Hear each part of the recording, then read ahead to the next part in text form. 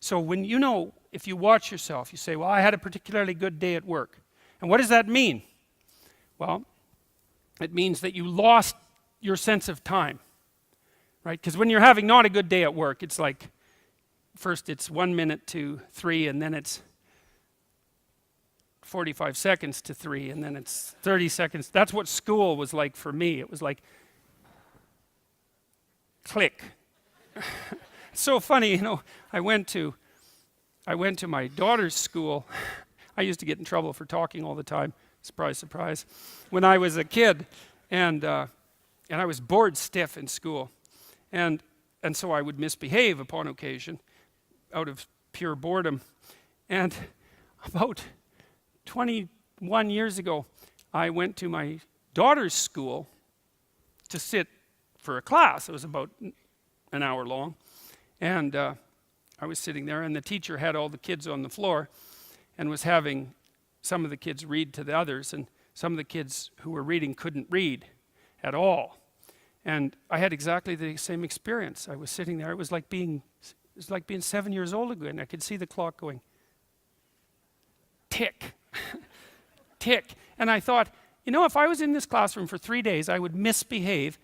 40 years old, I would misbehave exactly like I did when I was 6. No. Well, that's no place to be, right? Because you don't want to be in a place that's stultifying. You don't want to be in a place where there's no challenge. You might even quit your job if there's no challenge. Say, well, that's a good job. It gives you security. And you think, God, I can't stand this. It's eating away at my soul. It's all security and no challenge. So why do you want to challenge? Because that's what you're built for.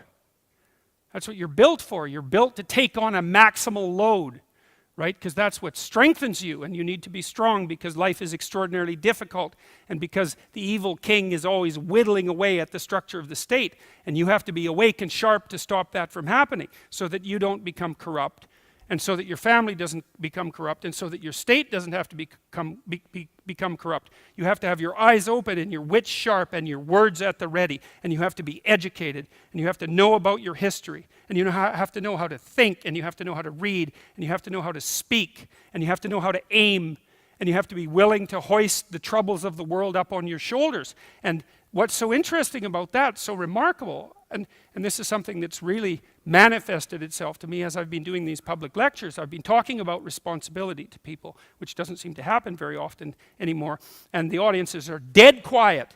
And I lay out this idea that life is tragedy tainted by malevolence, and everyone says, yeah, well, we always suspected that, but no one has ever said it quite so bluntly, and it's quite a relief to hear that I'm not the only person who has those suspicions.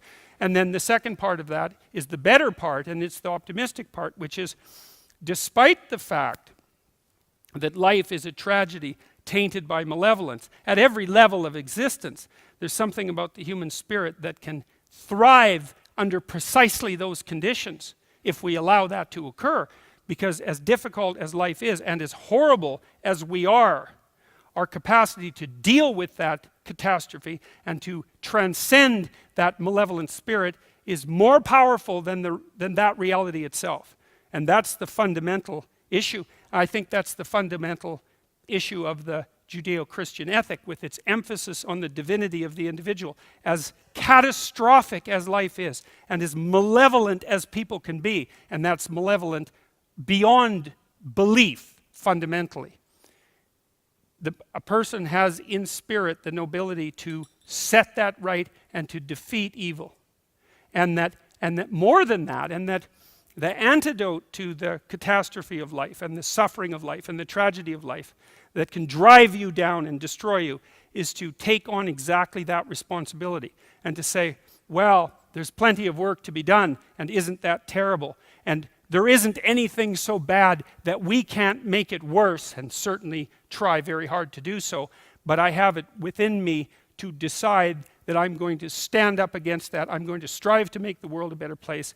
I'm going to strive to constrain the malevolence that's in my own heart, and to set my family straight, and to work despite my tragic lot for the betterment of everything that's in front of me. And the consequence of that, the immediate consequence of that, is that when you make the decision to take on all of that voluntarily, which is to stand up straight by the way, with your shoulders back, to take on that, all that on voluntarily. As soon as you make that decision, then all the catastrophe justifies itself in the nobility of your striving. And that's what it means to be an individual. Thank you.